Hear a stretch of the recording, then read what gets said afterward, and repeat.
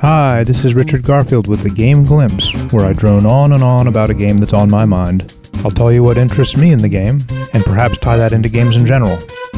Maybe I'll tell a story from my experiences. But for now, let the droning begin. Today I'm going to talk about Catacombs, which was designed by Ryan Amos, Mark Kelsey, and Aaron West, publisher Sands of Time Games.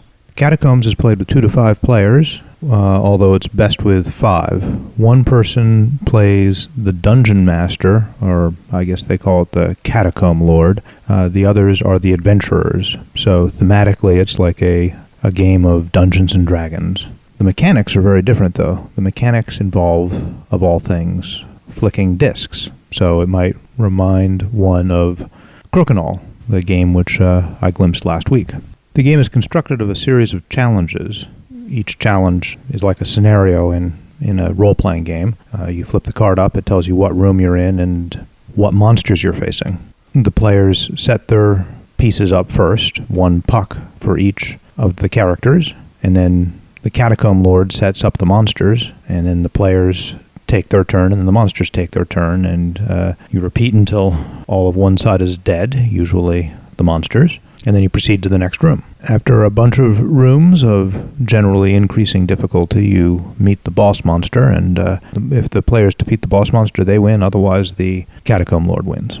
The mechanics of the play itself generally revolves around a player flicking their piece to another place on the board. If they hit an enemy piece, then they deal damage to that piece.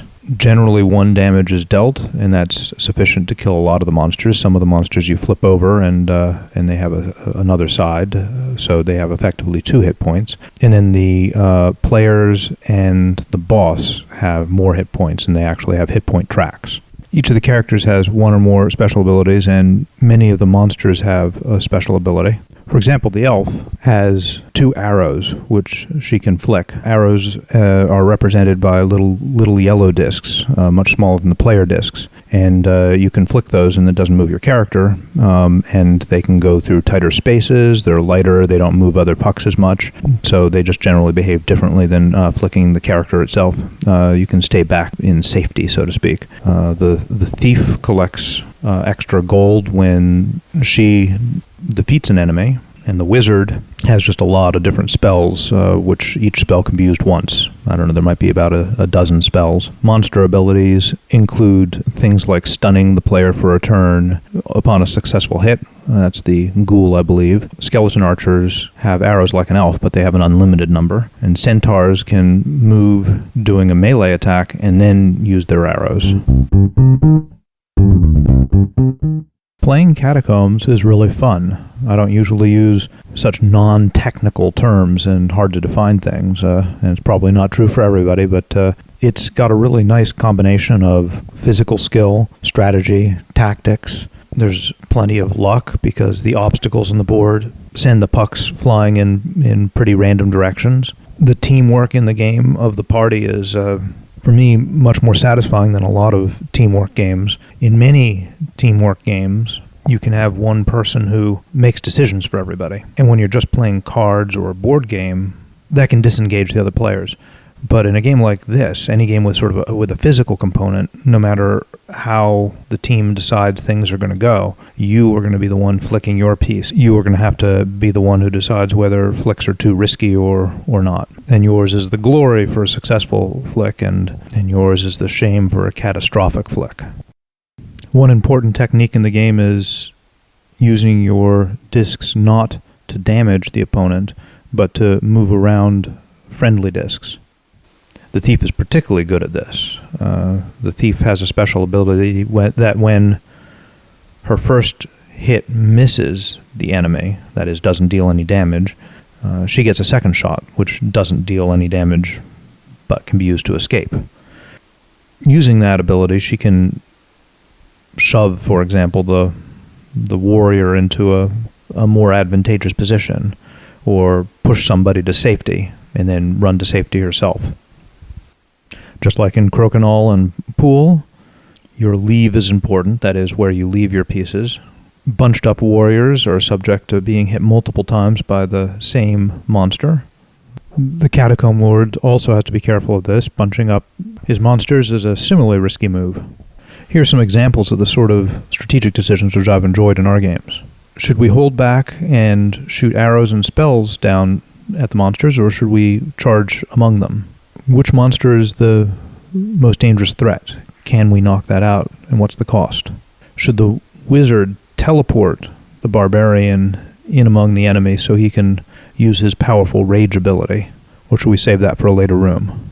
The thief has found herself in a catastrophic position. Should the wizard teleport the thief away, or save it for a later room? The warrior's nearly dead. Should we have him hang back and not contribute so much to the fight in order to keep him alive, or should we risk him dying? If we take this slightly riskier shot, we can allow the thief a chance to kill a couple monsters. This will generate more gold for the party. Is it worth doing? And an interesting decision for the Catacomb Lord. Should I deal more damage to the party overall, or less damage but focused more on one player? And should I expose the skeleton to tempt the players into making what I regard as an unwise shot? Catacombs is begging for expansion and customization. I find it surprising how much I've talked about this game and still haven't described so many of the aspects of it. The game only comes with something like 8 items, which you can purchase with your characters, yet the variety that provides is huge. The items are very exciting. There are also lots of different types of monsters. Players are going to want to see a lot more characters, a lot more items, a lot more monsters, and probably just different modes of play, different styles of play, like ones where there's actually a map rather than just a series of cards. My understanding is the first expansion is going to be out pretty soon, so some of that will be satisfied. And I always also encourage players to take ownership of their game and make variations that they like. So certainly we will be creating our own magic items and monsters and so forth. My friend Andrew Gross, who introduced me to this game, has taken this customization to a degree which most players probably won't go to, but may be worth it, and it's certainly exciting to look at. He's actually purchased squares of tiling from Home Depot. I think it was Home Depot, I don't know. And constructed larger boards because the original boards feel a little cramped. And the idea of having a little more room to have your battles on was exciting to us. His idea was that not only would the boards be better, but might have different textures so that you might get some rooms with like a pebbled background and things like that. And the bumpers are bigger. And the bigger bumpers, I think, for at least beginners, make it so that it's easier to get coherent ricochet shots. And he's got a big lazy Susan so that you can actually rotate the board rather than constantly get up and move around to take your shot. I'm not usually into construction of this nature. I'm not one who paints miniatures or puts together miniature landscapes or anything like that. Stick to making functional, pretty good prototypes of my own games and then playing other people's games as they're presented. But I must admit I'm tempted by this because his boards do play very well and they don't look all that hard to make. If you're interested in seeing exactly what Andrew did, I think he's posted his boards on Board Game Geek. Games with radically asymmetric sides like Catacombs are often hard to balance. Catacombs addresses this issue in a pretty soft way. They instruct the Catacomb Lord to try to win, but also instruct them that they are responsible for the other team having fun, which I think is meant to be interpreted that you don't play it to the hilt if you can crush the players, but slack off a little bit or play a little more casually or take some crazier shots or maybe even role-playing the monsters and charging with the trolls, not because it's the smart thing to do, but because they're trolls. I think different play groups will find what works for them. I've played the game about half a dozen times. Andrew ran most of those games and was always good about not crushing players who didn't know exactly what was going on yet, which I think was good. But as players, we often found that we felt we were further behind than we were because we were saving so much of our firepower. For instance, the first game where we were absolutely in the worst shape of any of our games, both because of our lack of skill and because we were up against a particularly evil set of dungeons. We tripped into the last room and then killed the Medusa, I think, in one turn. I was Catacomb Lord once, and I ended up winning, which Andrew claimed proved that I was meaner than he was, which might be true. But the game I ran was pretty interesting. I was doing what he wasn't doing, which was attempting to kill the players more, because I wanted to see how that would affect things. Even though I did manage to kill a character early, and in the last room wiped the party. When they went into the last room, I thought it could have gone either way. They had a couple really serious misfires. Their chain lightning did nothing. They hardly got a thing with their rage, and pretty much just everything went my way. I'm guessing that, except for new players, playing the Catacomb Master pretty hard may be okay. Like, if you do actually manage to wipe the party out early, then you have a shorter game and you play again. This isn't nearly as bad as if the players are overpowered, which against some of the dungeons I felt like they were, because there you have to play through the whole thing. There's no such thing as a party wipe to end the game early. And so the Catacomb Lord has to suffer through room after room of player domination.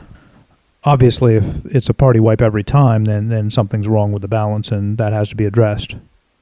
In any case, there's no chance there's going to be a one-solution-fits-all answer to balancing this game. There's just too much going on, too much variation in skill, too much variation in the power of the pieces and the combos and things like that.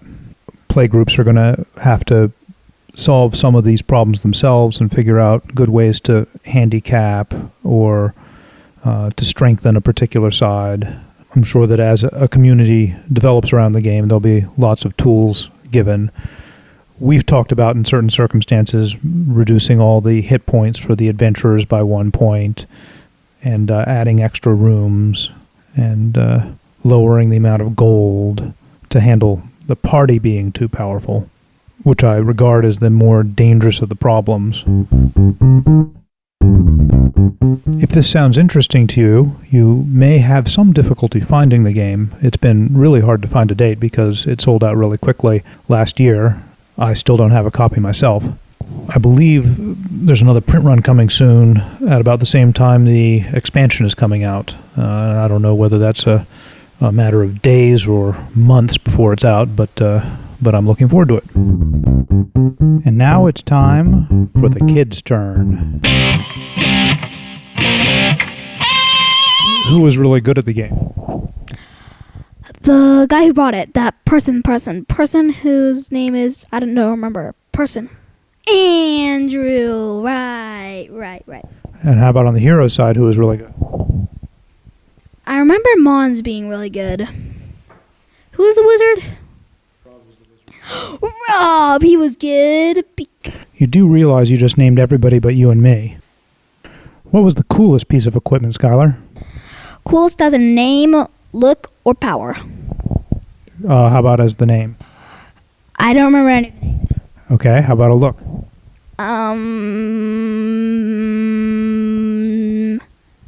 Don't remember. Okay then, how about power? Coolest in power as in strongest, or just like the ninja and magical athlete? That's cool power. Do you mean like that? Dude, whichever. The spine ape, the throwing axe, the familiar, and the enchanted bow. Really? There's only like 8 pieces of equipment in the whole game, and you just named 4 of them. And that's it. I hope you've enjoyed this week's Game Glimpse. Feel free to leave any comments you have. If you want to suggest any games, you can do that too. Maybe your game will be the next one I glimpse.